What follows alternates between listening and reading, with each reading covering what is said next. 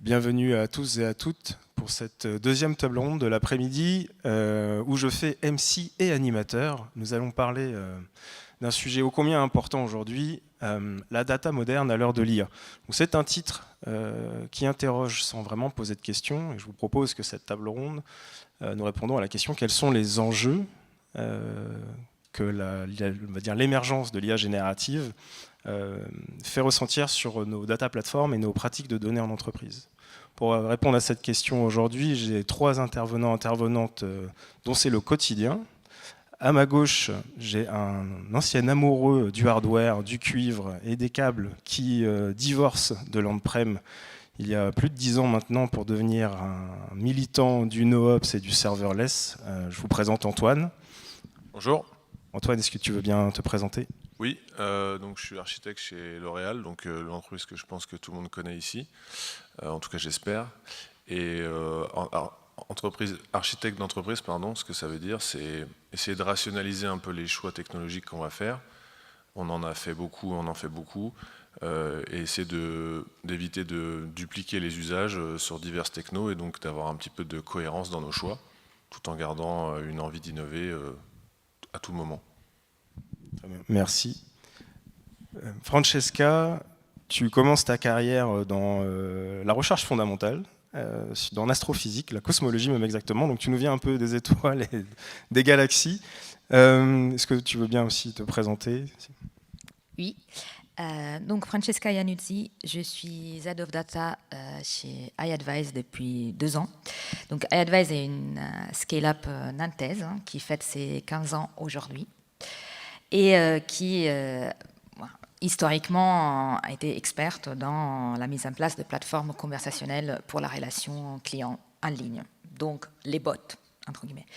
Et il y a 2 ans, elle a pris un virage stratégique. Au lieu de s'adresser à la pré-vente, donc à un service client, a décidé de se focaliser sur l'avant-vente et donc sur vraiment l'accompagnement des clients sur tout le parcours d'achat et donc de apporter un revenu additionnel aux marques et donc de s'adresser plutôt à un service e-commerce. Et donc ça a des implications que peut-être qu'on discutera plus tard.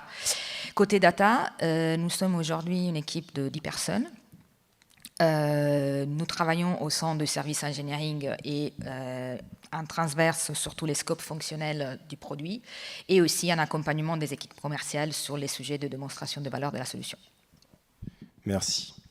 Et pour finir, Guillaume. Alors, Guillaume, vous le connaissez sûrement si vous avez posé des questions concernant Google Cloud sur Stack Overflow, car il a des stats impressionnants. 4 questions pour 2900 réponses à peu près. Donc si vous avez posé une question Google Cloud sur Stack Overflow, il vous a certainement répondu. Est-ce que tu peux te présenter, s'il te plaît, Guillaume ? Oui, merci. Je suis data architecte au groupe Carrefour. Donc là aussi, je pense que Carrefour, tout le monde connaît. Mon rôle, en fait, est aujourd'hui d'unifier les pratiques data entre tous les pays de Carrefour, parce que Carrefour s'est construit suite à des rachats, des fusions, des acquisitions. Donc on est tous un petit peu des villages gaulois un peu partout dans le monde. Et le but est d'arriver à avoir une convergence sur notre stack technique au niveau de la data. Et bien sûr, on a beaucoup de Google Cloud chez Carrefour. Ça tombe bien, je suis expert sur le sujet, donc je peux aussi aider la data, mais aussi la sécurité, aussi le serverless, aussi un peu partout quand on peut. Très bien. Merci Guillaume. Je vous propose qu'on attaque cette table ronde par le pourquoi, alors pas le pourquoi de la GenAI, mais le pourquoi de la data et des data platforms. Et donc, qu'est-ce que vous avez pu relever comme changement sur les usages, les demandes, en fait les exigences auxquelles doivent répondre aujourd'hui les pratiques et les plateformes de data dans vos entreprises respectives. Guillaume. Oui, alors nous, c'est vrai qu'on a eu beaucoup de questions de la part du COMEX qui nous a demandé de faire de la GenAI. Mais le but de faire de la GenAI, c'était surtout pour arriver à engranger de nouveaux revenus, pour arriver à avoir plus de ROI sur le site du e-commerce, sur nos ventes. Et c'est vrai, aujourd'hui, la GenAI est surtout utile pour améliorer, pour augmenter les salariés. Mais ce n'est pas forcément le focus que l'on veut mettre chez Carrefour. On veut augmenter le ROI et le chiffre d'affaires. Donc aujourd'hui, on fait des expérimentations, on teste, on voit qu'est-ce qu'on peut gagner en plus. Mais voilà, aujourd'hui, on est plutôt dans l'exploration de use case et pas vraiment sur du déploiement à grande échelle sur le site de e-commerce à des millions d'utilisateurs. Très bien. Il me semble que quelque chose a changé, c'est que vous avez reçu des demandes rédigées par ChatGPT, par contre. Alors oui, beaucoup de personnes font des demandes. Voilà, avec ChatGPT, ça va beaucoup plus vite de faire des demandes, que ce soit des clients ou même que ce soit des réclamations clients sur il y a des PM ou des réclamations clients. En effet, ChatGPT est utilisé un peu partout, à tous les niveaux. Très bien, merci. Francesca, qu'est-ce que tu as constaté comme changement chez iAdvise? Alors, chez iAdvise, c'est la révolution, parce que ce pivot stratégique qui nous a amené à nous adresser plutôt à l'e-commerce et à l'avant-vente, ça a été réalisé, ça a été pris par l'entreprise au moment du tournant de GenAI. Donc, depuis, l'entreprise s'est spécialisée dans la création d'agents ou bots, on peut l'appeler comme on veut, qui sont powered by GenAI. Donc pour nous, ça a été un changement total. Donc l'IA et la GenAI fait partie de notre produit désormais depuis 2 ans. Et alors, je peux isoler 2 impacts majeurs. Un, évidemment, sur la partie technique produit, mais pas que. C'est le changement amené par le non-déterminisme de l'IA générative. Donc, un bot powered by GenAI ne va pas forcément répondre de la même manière 2 fois de suite. Et pour nous, la qualité des réponses et la pertinence des réponses est un enjeu existentiel. Donc, nous avons dû, à la fois, toutes les équipes aussi commerciales, client-facing, ont dû adapter leur discours et s'habituer et savoir gérer ce non-déterminisme. Mais d'un point de vue plus technique, c'est comment, avant de déployer, avant de mettre en production une évolution de notre produit, comment on s'assure qu'on ne va pas dégrader la qualité conversationnelle. Comment on s'assure qu'on a un contrôle sur la performance en production du produit. Et ça, c'est complètement différent par rapport à la vente GenAI. Quand on pouvait tester davantage et davantage s'assurer de la performance de la feature en dehors d'un scope de production. Et l'aspect business, et je le fais rapidement, mais ça me tient à cœur parce que c'est un sujet sur lequel la data travaille beaucoup, c'est le changement de buyer persona. Donc, avant une relation client, personne ne met en discussion aujourd'hui le besoin d'avoir un service de relation clientèle, de l'avant-vente, après-vente, pardon. C'est commoditisé quelque part dans les esprits. Or, aujourd'hui, même au bout de 2 ans de GenAI, l'idée d'avoir un assistant GenAI sur le site qui accompagne les visiteurs, ce n'est pas une évidence. Et face à des équipes e-commerce qui sont objectivées sur du revenu, nous devons changer la posture et se remettre dans une posture de démontrer pourquoi vous avez besoin d'un assistant IA pour accompagner vos clients, vos visiteurs sur votre site.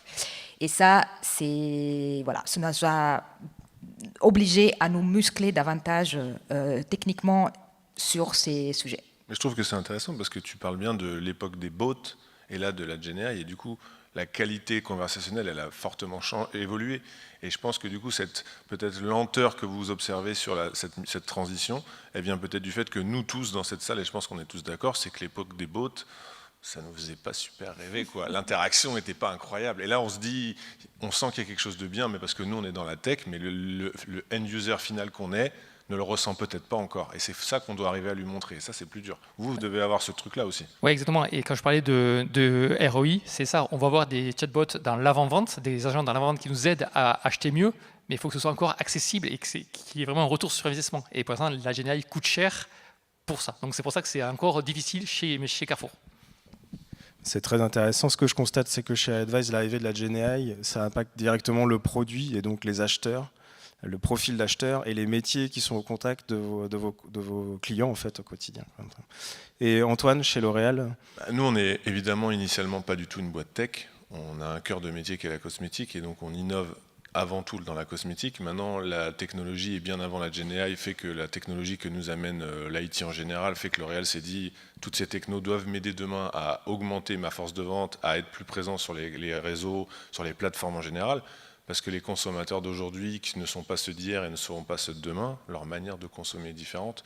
Moi, je vais avoir tendance à aller sur google.com chercher une information, là où certaines autres générations vont apparemment plus aller faire des recherches directement depuis une plateforme de réseau social pour avoir accès à la fin à un produit qu'ils vont peut-être potentiellement acheter ou pas. Donc, On se dit que si on accélère la manière dont on peut leur proposer les produits, c'est plus qualitatif, ça leur permet de faire des comparatifs, mais surtout au bon endroit, parce que si on affiche que des résultats pertinents sur Google, mais que sur ces plateformes où nos nouveaux consommateurs sont présents, c'est pas pertinent, c'est pas adapté à ce qu'ils recherchent, c'est pas bien. Donc la GenAI fait que en début d'année, on a lancé un assistant beauté, donc c'est un assistant conversationnel, c'est marrant parce que du coup on est en plein dans le cœur du sujet. Donc pour l'instant c'est cantonné au marché américain, mais en gros c'est un assistant qui a vocation d'être un peu la daily routine, comme on a envie de dire en anglais, pour que tous les jours on puisse poser des questions en fonction de ce qu'on va vouloir faire. Alors, je vais vous donner des exemples très bateaux, mais aujourd'hui je vais à un mariage, il fait beau et j'ai tendance à avoir une peau peut-être atopique ou autre chose. On va vous conseiller un produit et en plus on a aussi des algorithmes qui permettent de regarder en direct, vous montrer votre visage. C'est pas juste du texte, donc il y a une vraie interaction et une vraie personnalisation, parce que ce que les gens recherchent aujourd'hui, surtout dans la cosmétique, c'est de la personnalisation. Savoir qu'une crème est meilleure qu'une autre, c'est une information importante, mais ils veulent aller plus loin. Et donc, grâce à des outils comme ça, ça nous évite d'avoir à alimenter des bases infinies, d'avoir à essayer d'être le plus pertinent possible en imaginant la question qu'il va poser. Non, c'est pas à nous d'imaginer, c'est tous ces moteurs et toutes ces technos-là qui doivent nous aider à prendre la bonne information pour la donner à la personne au bon moment, pour qu'elle réalise son achat, bien évidemment. Bien évidemment, c'est très clair. Et donc ces nouveaux usages, ces nouveaux produits, ces nouveaux modes d'interaction utilisateur, j'imagine qu'ils ont eu des impacts sur la donnée, sur son format, sur la manière de regarder même des données du même format, peut-être sur la volumétrie. Comment ça se passe Moi j'aime bien dire un truc, c'est quand je fais des présentations au management et qu'il faut faire des présentations à des gens qui ne sont pas tech, sur la partie IA, c'est pas de data, pas d'IA finalement, parce que là on a l'impression qu'on a oublié tout ce qu'on faisait depuis des années en data. On est sur une nouvelle vague, on a une nouvelle planche de surf, celle d'avant, on l'a totalement abandonnée. Il ne faut pas oublier d'où on vient, et je trouve que c'est important déjà, et surtout, elle a besoin de continuer à exister, cette planche-là, parce que si elle n'alimente pas correctement les moteurs, il y a un moment donné, la qualité ne suit pas. Donc, la bonne data, elle est toujours au cœur du sujet. Évidemment, on y met un peu moins d'investissement additionnel parce que les rampes des projecteurs ne sont pas portées sur elle, mais il ne faut surtout pas l'oublier. On en parle souvent avec Guillaume parce que Carrefour est un partenaire. Quand vous allez chez Carrefour, je ne sais pas si vous avez remarqué, vous avez des produits L'Oréal, donc il y a forcément des interactions et c'est de la data qui transite entre nous, au-delà de la sympathie évidemment des relations commerciales que nous avons. Donc c'est intéressant de voir un peu comment c'est important d'avoir ce socle de fondation qui est solide et qui continue d'évoluer de la bonne manière. Sinon, on ne crée pas des produits finis à la fin de qualité, quoi. Très bien. Et Guillaume, tu as constaté un changement sur le type de données, les nouvelles sources Alors, pas de manière immédiate. Donc, je suis responsable de la data platform France et Groupe au niveau de Carrefour. Donc, on a toujours les mêmes données qui arrivent parce qu'aujourd'hui, on sait faire de la donnée structurée avec des fichiers en CSV ou des choses ou du JSON ou autre. On sait faire. Donc, aujourd'hui, c'est ce qu'on a, c'est ce qu'on processe, c'est ce qu'on met à disposition de nos utilisateurs. Mais on garde dans nos coins de la tête comme quoi il y a d'autres choses qui vont arriver, qui peuvent arriver. Alors aujourd'hui, c'est pas très structuré, hein, comme je dis, c'est un petit peu nouveau, un petit peu neuf. Donc on ne sait pas trop comment le faire, comment le traiter, comment le transformer, comment s'assurer de la qualité, comment s'assurer de la fraîcheur. Enfin, il y a plein de choses sur les données non structurées, sur la vidéo, sur de l'image, sur du son. Comment est-ce qu'on fait pour s'assurer de ces choses-là?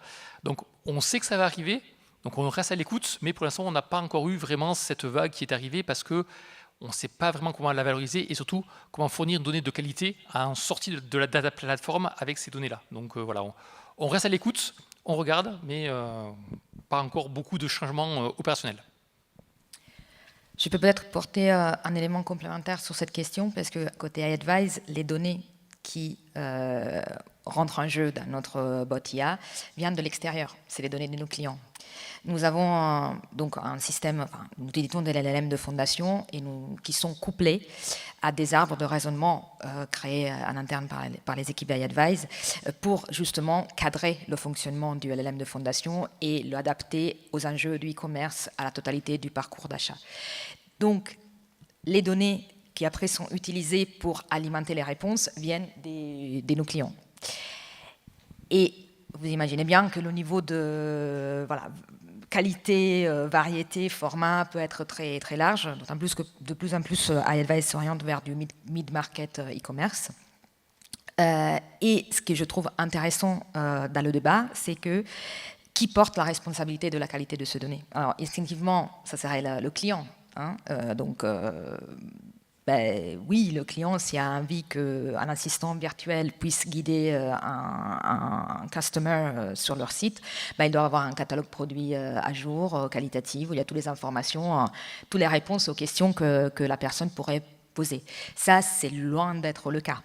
Et le client ne va pas, va s'attendre que nous allons porter la réponse et la solution à ce problème. Et effectivement, nous nous plaçons de plus en plus là, c'est-à-dire, OK.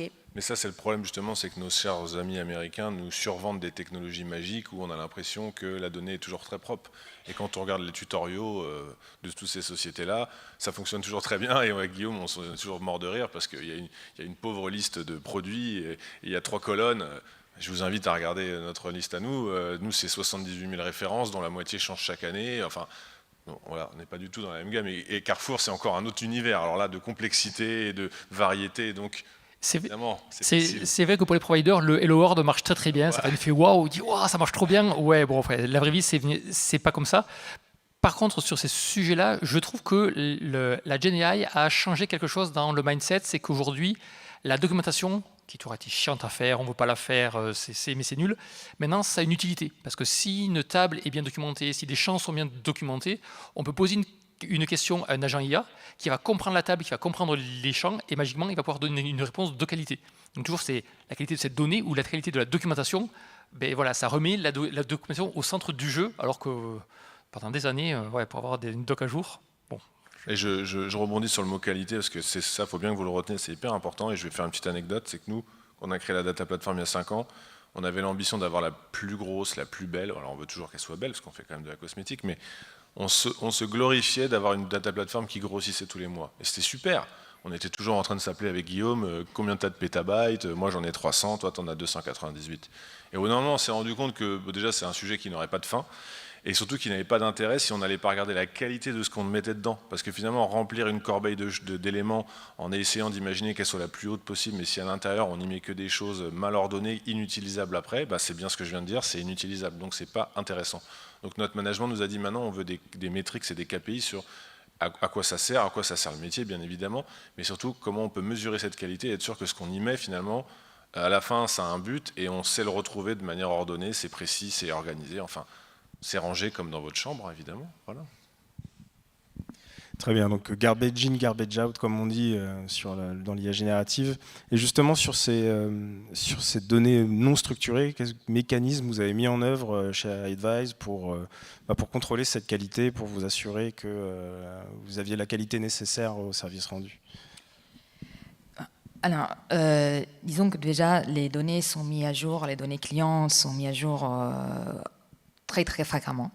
Les embeddings, disons que nous avons en place un système de règles qui peuvent trigger une mise à jour des embeddings, c'est pas aussi rapidement.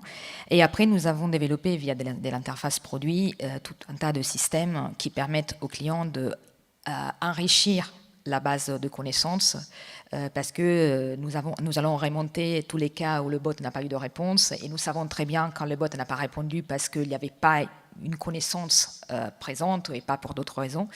Et nous essayons de faciliter un maximum la mise à jour et le renseignement d'informations complémentaires, supplémentaires, en dehors de ce qui est donné par les catalogues, afin que le client puisse compenser à ces manques et aussi se rendre compte, la fameuse voix du client, quelles sont les questions qui finalement réellement les clients posent, parce que quand on a un catalogue, évidemment, on le renseigne sur la base de standards, mais en fait, en réalité, on peut découvrir que les clients ont tout un tas d'autres questions qu'on n'aurait pas imaginées, et donc ça alimente aussi un renseignement différent et meilleur. Tu l'as dit, si la question et la réponse n'est pas pertinente, on perd l'interaction avec l'utilisateur, et du coup, on casse la conversation, et potentiellement, la personne ne renchérit plus, parce qu'elle a été déçue à un moment. Je ne sais pas si vous avez lu, mais j'ai vu une étude où Google disait quand on ouvre un site web avec un mobile ou un ordinateur, les stats, c'est quand ça met plus de 3 secondes à se charger, 75% de l'audience est perdue parce qu'on se dit il y a un problème, ça ne marche pas, ou ça me saoule, enfin peu importe le mot qu'on y met derrière.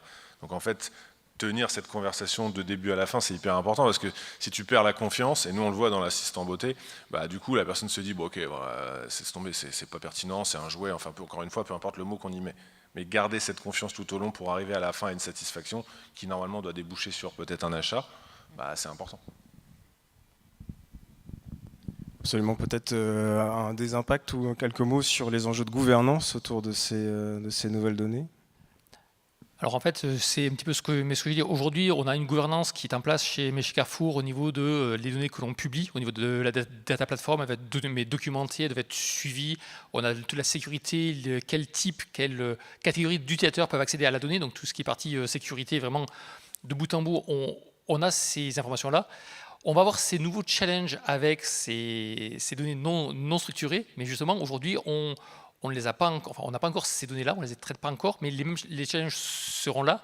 Mais toujours pareil, comment est-ce qu'on fait pour s'assurer qu'une image, on a bien les bonnes données dans une image, qu'il n'y a pas de données RGPD dans une image, qu'une personne n'a pas pris un selfie avec son passeport à côté. Enfin, voilà, toutes ces données-là, on ne sait pas vraiment, enfin, on va devoir traiter ces sujets-là, mais comme c'est vraiment tout neuf, voilà, on se pose beaucoup de questions sur ces sujets-là, et tant qu'on ne les a pas encore dans la data platform, on esquive un petit peu le sujet, mais on observe un petit peu les uns, les autres, on se questionne beaucoup pour justement savoir ce que font les autres à côté pour ne pas être trop dépassé quand ça nous arrivera. Nous, on a fait une approche assez intéressante, je vais dire, évidemment, puisque c'est la mienne, elle est forcément intéressante, vous allez rigoler. On a divisé les domaines, on a divisé la donnée en domaines métiers, donc on en a 18, hein, c'est pour information. Et surtout, ce qu'on a fait, c'est qu'on a nommé des data domain owners, donc des gens qui sont responsables de dire est-ce que cette donnée, elle est propre à mon domaine, quelles nouvelles données je vais y ingérer, quelle roadmap j'y mets derrière avec un cycle de vie, et comment je l'alimente, enfin, et quelles autorisations je donne, quelles règles je mets pour y donner des autorisations. Là, je parle dans le cas principalement interne, mais ça peut être aussi à l'extérieur, donc les relations avec les partenaires et les plateformes avec lesquelles on travaille. Et ça, c'est hyper important, c'est que des gens s'approprient la donnée et avec leurs connaissances métiers, ils en fassent bénéficier. Parce qu'au final, nous, on apporte la tech, mais la tech ne sert à rien si on n'en fait rien. Je ne vous ai pas appris un scoop aujourd'hui. Mais au final, voilà, le métier en fait quelque chose, et donc la bonne tech, avec le bon ownership du métier, fait qu'il y a une vraie dynamique, et donc il y a un vrai usage qui est mesuré, et donc après on le suit, et on a envie de le faire évoluer. Voilà. C'est logique. Guillaume donnait l'exemple des données non structurées. Nous, c'est les photos packaging, donc les photos produits. Aujourd'hui, on a des plateformes, on veut des photos figées. Demain, on veut de la vidéo. Demain, on veut de la mise en situation. Parce qu'on voit une photo d'un savon dans une bouteille. Ça ne fait pas forcément rêver, ou en tout cas, ça ne suffit pas à donner envie. Et donc, on veut peut-être le voir. Ou alors, on a un nouveau type de produit. Il a une application qui se fait de manière particulière et les gens veulent voir comment ça se fait. Parce qu'on est toujours en train d'imaginer des nouvelles manières pour vous, que vous puissiez consommer des produits de cosmétiques, mais demain, c'est pas juste peut-être se mettre de la crème comme ça, mais il y a peut-être une autre manière qui fait que ça rentre un petit peu mieux dans la peau, ça doit pas trop rentrer, ou inversement. On apporte aussi des objets connectés, on fait des partenariats avec des sociétés qui fabriquent du device. Nous-mêmes, on est à moitié fabricants, enfin, voilà, on fait du partenariat. Donc tout ça, ça réinvente la manière de consommer même nos propres produits, et donc on doit proposer aux gens cette espèce d'expérience, et pour le faire, il faut qu'elle soit bien quantifiée, qualifiée, écrite. Moi, j'envoie des photos de mes packaging à Guillaume. Il faut, comme il disait, qu'il soit sûr que je ne les ai pas générés avec une IA générative non IP clear, donc dont je n'ai pas la propriété intellectuelle de création d'images. Et il faut être sûr que j'ai bien les labels en face associés qui permettent de retrouver les métadonnées, toutes ces choses-là. Enfin, voilà. Et ça, c'est des trucs qu'on avait peut-être moins avant, parce que c'était des plateformes externalisées, ça changeait moins souvent. Là, on a besoin d'aller plus vite. Comme je disais tout à l'heure, on change presque la moitié de nos produits au moins une fois par an, que ce soit une formule ou que ce soit le packaging. Mais ça a un impact à un moment donné sur le produit, et du coup, on doit pouvoir le mettre à jour tout le temps. On ne va pas repartir dans un cycle. Enfin, voilà. Il faut être agile. Et donc, quelle transformation technique, organisationnelle Non, c'est ça qui est marrant, c'est que la transfo technique, nous, on doit l'apporter, mais le métier, il ne doit pas la ressentir. C'est-à-dire qu'il ne doit pas ressentir de complexité.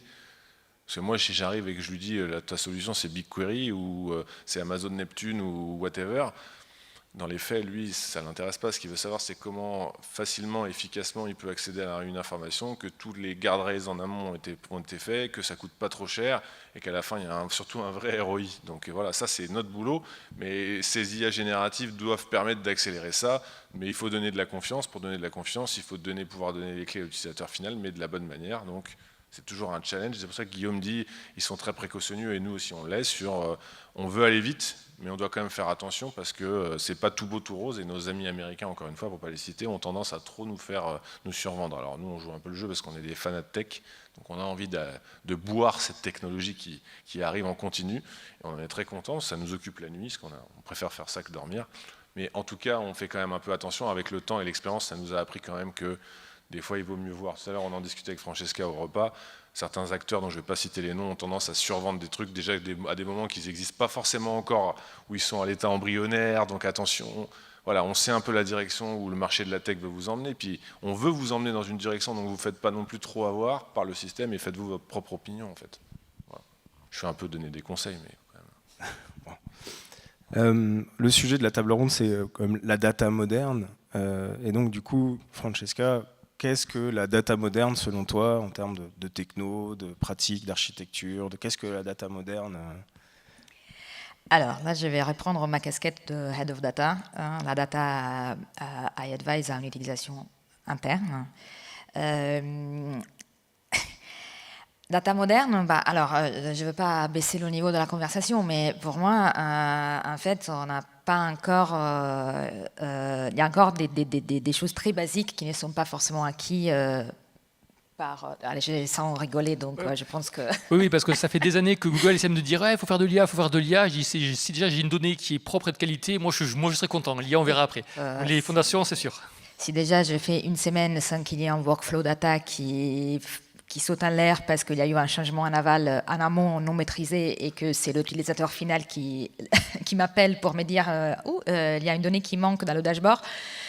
Voilà, ça serait déjà une bonne semaine sans ça. Et ça, s'il y a peut aider là-dedans, tant mieux. Mais voilà, pour moi, la plateforme moderne, c'est déjà une plateforme data qui fonctionne, qui nous rapproche de l'Eldorado du self-service, que je vois encore de loin. Après, c'est vrai qu'il y a, et je l'ai remarqué, il y a une évolution des attentes des utilisateurs internes de la data par rapport à tout ce que l'IA générative peut mettre à disposition. Personnellement, je suis en train de faire un peu de veille interne sur BigQuery Studio, sur TableauPulse. Enfin, c'est des outils en fait qui permettent d'interagir avec la donnée en langage naturel, de générer des insights descriptifs basiques que normalement, voilà, une data scientist, un data analyst doit quand même mettre 10 minutes, 15 minutes pour générer, et là, ils sont déjà générés. Je ne fais pas encore confiance 100%, j'avoue, parce que j'ai vu que pas tout n'est correct, et parfois c'est aussi sur des subtilités que l'exactitude se joue, et donc je me suis brûlée. Donc je fais encore attention. Mais c'est clair que ça, c'est la direction. Donc je me pose beaucoup de questions sur le futur de la BI. Est-ce que ça va vraiment avoir une pertinence, un peu la BI unidirectionnelle qu'on a encore largement en place dans beaucoup d'entreprises?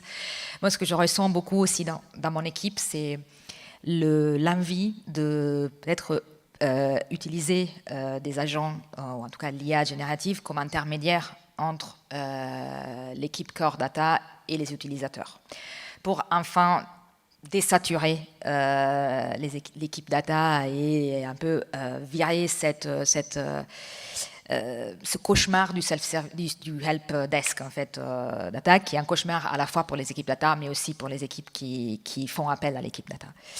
Donc s'il y a là-dedans peut aider, ça serait génial, et c'est sur quoi on investit un peu de temps de veille et d'exploration dans notre équipe en ce moment. Moi j'aime bien parce que tu as utilisé le mot magique que je voulais utiliser pour parler de mon opinion sur la data moderne, self-service.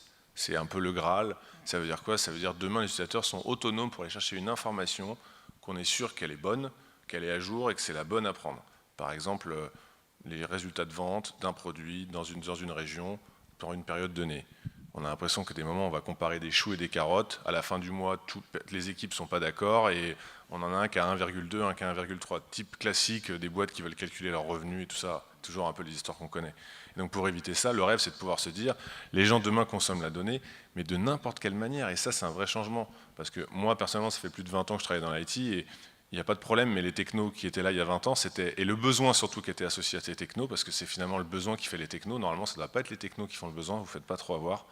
C'était des rapports figés sur une information claire définie par le métier. Tous les mois, je veux un rapport qui me dit combien j'ai vendu de shampoing hier en Espagne pour une marque donnée. Dès que je veux un changement, je refais appel à un développeur, il modifie mon KPI et ce rapport évolue. Demain, ces rapports vont continuer à exister. Il y a toujours le besoin, je ne renie pas le passé, mais on doit pouvoir consommer d'autres manières, avec des IA génératives pour arriver à d'autres solutions, consommer avec la voix, consommer avec un retour à la voix, consommer avec de l'audio, consommer avec des images, consommer avec d'autres éléments ajoutés et mixés localement, enfin de plein de manières. Et self-service, pour moi, ça veut dire que demain, ça doit pouvoir être agile et pas fixé, figé, et nécessitant une intervention humaine spécifique, définie dans le temps, où il faut avoir un PhD en développement pour arriver à modifier le rapport. Parce qu'il y a des technos qui font un peu peur, et c'est un peu le cas. Encore une fois, je ne cite personne, vous avez vu, je suis très neutre. Mais voilà. Et donc, il faut que ce soit documenté et clair. Bien sûr. Donc, toujours la qualité de la data, on y est. On a fait un petit tour, en fait, sur nous-mêmes, je crois. Ouais. Voilà. Alors, pour la data moderne, moi, en fait, si on regarde un petit peu la data, comment c'est passé, il y a quelques années, maintenant, 10-15 ans, on faisait que la donnée qui était structurée. Ensuite, on a le JSON qui est arrivé, les bases de données documents, c'était de la donnée semi-structurée. Et là, on va avoir un nouveau type de données qui va être la donnée non structurée. En fait, au niveau des data platforms, c'est juste un nouveau type de données. On s'est adapté ces 20-30 dernières années à un nouveau type de données. Ce sera mais à nouveau, mais c'est pas très grave. La différence, c'est vraiment la façon dont on va l'utiliser, dont on va penser la donnée. Je prends un exemple, il y a Google qui nous a présenté il y a quelque temps des opérateurs sémantiques. Ça veut dire que quand on fait une requête dans le closeware, normalement dans une closeware, on fait une égalité entre deux valeurs. Voilà, est-ce que ça c'est égal à ça ou ça ce n'est pas égal à ça? Là, il va y avoir un AI opérateur qui va être AI.if. En fait, ça va être est-ce que la valeur sémantique de ma valeur est équivalente ou pas? Une valeur sémantique, qu'est-ce que ça veut dire? J'ai fait des présentations en interne chez Carrefour pour ça, au niveau des PO, au niveau des mes DPM. Ça n'a pas vraiment tilté tout de suite. Pourquoi? Parce que notre cerveau est formaté avec uniquement des égalités qui sont strictes. Pas des égalités qui sont sémantiques ou à peu près, ou avec un pourcentage de probabilité équivalente. Et comme exemple, je peux prendre, par exemple, on a plein de produits chez Carrefour, on veut faire une campagne marketing avec des nuances de rouge. Quels sont tous nos produits qui ont du rouge? Dans nos fiches produits, on a un champ de texte libre, ça peut être rouge, ça peut être prune, ça peut être carmin, ça peut être bordeaux, ça peut être fraise, framboise, cerise, ce qu'on veut. Quels sont les produits aux nuances de rouge? Imaginez avec un where et une égalité, comment est-ce qu'on fait? Là, avec une égalité sémantique, donne-moi les produits qui ont une nuance de rouge, et là, on sort tous les produits. C'est d'autres use cases qui arrivent, mais il faut que l'on arrive à les penser différemment. C'est pour ça aussi qu'on sait que la donnée va arriver, c'est pour ça ce que je dis depuis, on sait que la donnée non structurée va arriver, on va devoir la stocker, la traiter, donc c'est ça le futur, mais pour l'instant, nos façons de faire, nos cerveaux ne sont pas formatés pour ça. Donc ça va arriver, les besoins vont arriver, mais on attend ce futur-là qui est tout proche. Très bien. Et est-ce que vous avez perçu des impacts à venir sur la manière dont les utilisateurs accèdent aux data products, notamment avec l'émergence des RAG ou des IA agentiques, de pouvoir, je ne sais pas, par exemple, imaginer qu'un data product vient avec un MCP en front, ou que... Francesca, je te vois réagir. Alors, certainement. Disons que nous ne traitons pas de données particulièrement sensibles. Par contre, nous avons des cas de figure absolument cauchemars qu'il faut qu'on évite à tout prix. Typiquement, je ne sais pas, un client, un visiteur qui est en train de chatter avec le bot iAdvise sur le site de Darty, qui demande un produit et le bot qui répond va voir chez Boulanger.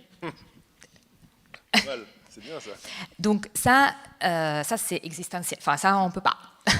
Donc, effectivement, nous n'avons pas vraiment une interface entre le LLM et les bases vectorielles pour le moment. Peut-être que c'est prévu, ce n'est pas mon équipe qui gère ça.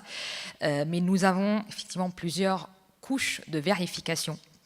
Alors, déjà, évidemment, les catalogues clients sont séparés logiquement dans les bases, mais nous avons besoin de mettre en place effectivement des couches de vérification des réponses des LLM as a judge, etc.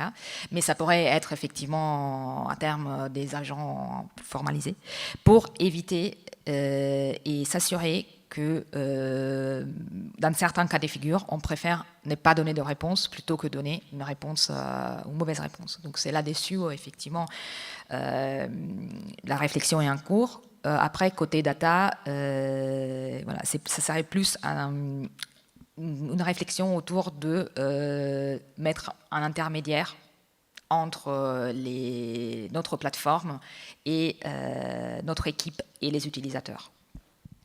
C'est un petit peu mais ce qu'on voit comme c'est un petit peu nouveau, un petit peu tout neuf, il y a des cas de sécurité qui vont arriver.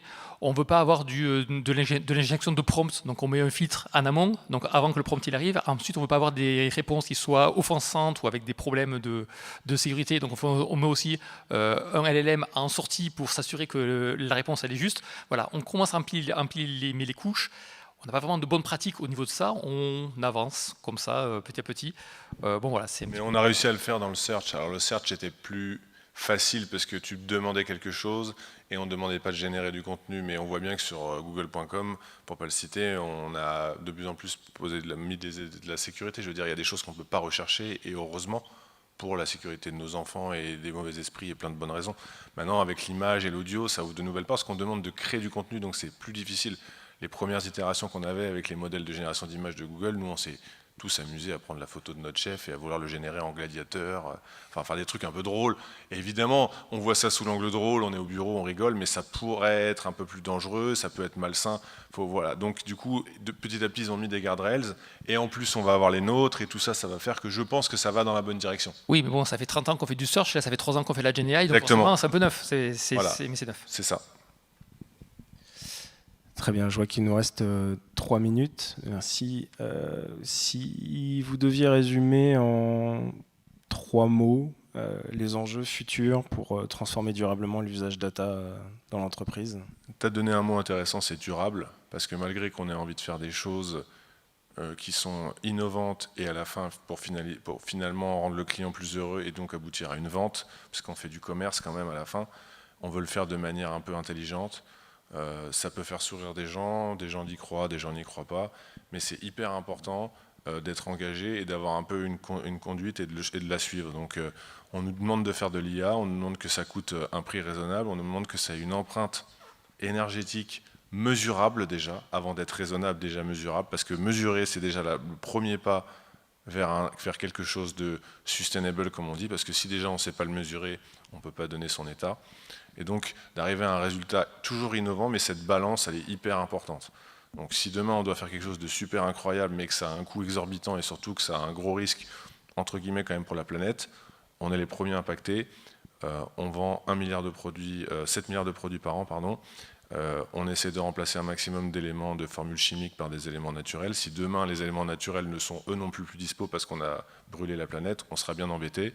Et de toute façon, les humains ne seront même plus là pour les consommer puisqu'ils auront eux-mêmes un problème. Donc c'est un cercle vertueux. Après, on peut en débattre des heures. Je devais répondre en 1 minute. J'ai utilisé trop de temps, je suis désolé. Mais vous avez compris un peu le message. Alors, il y a un sujet qui me travaille l'esprit et qui concerne la formation des effectifs en dehors de la data. D'accord. Pour moi, c'est un des piliers du fameux self-service dont on parlait. Donc oui, bien sûr, il y a une question de qualité de plateforme qui doit fonctionner, des outils, mais après, les utilisateurs, qu'est-ce qu'ils font de ce qui est mis à disposition. Là, évidemment, je pense que tout le monde a eu l'expérience de données sensibles aux données d'entreprises qui sont envoyées à ChatGPT pour faire des analyses de données.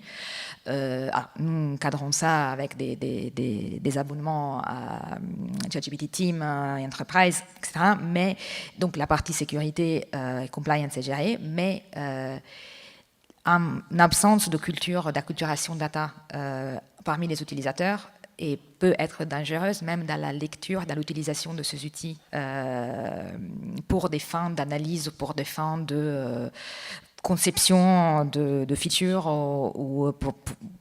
et donc ça, c'est délicat, c'est un sujet que nous n'avons pas complètement encore résolu, mais sur lequel on travaille aussi avec les équipes RH pour essayer de donner des outils puissants, mais aussi former les personnes qui vont les utiliser. Voilà. Merci. Alors pour moi, je vais rester dans mon périmètre qui est data platform. C'est très simple, c'est vraiment être toujours les fondamentaux, la qualité, la sécurité, la fraîcheur des données, quel que soit le type de données, structurées, non structurées, semi-structurées, quoi qu'il en soit, c'est vraiment les fondamentaux qui vont permettre d'aller toujours un peu plus loin et d'assurer la suite après. Très bien, merci. Cette table ronde touche à sa fin. Je vous remercie beaucoup pour ce moment et pour ces échanges. Je ne pense pas qu'on ait le temps de prendre quelques questions, mais on reste disponible après la table ronde pour répondre à toutes vos questions. Et n'oubliez pas, effectivement, n'hésitez pas à donner votre feedback sur Open Feedback, vous avez le QR code qui est affiché au fond. Je vous remercie. Merci.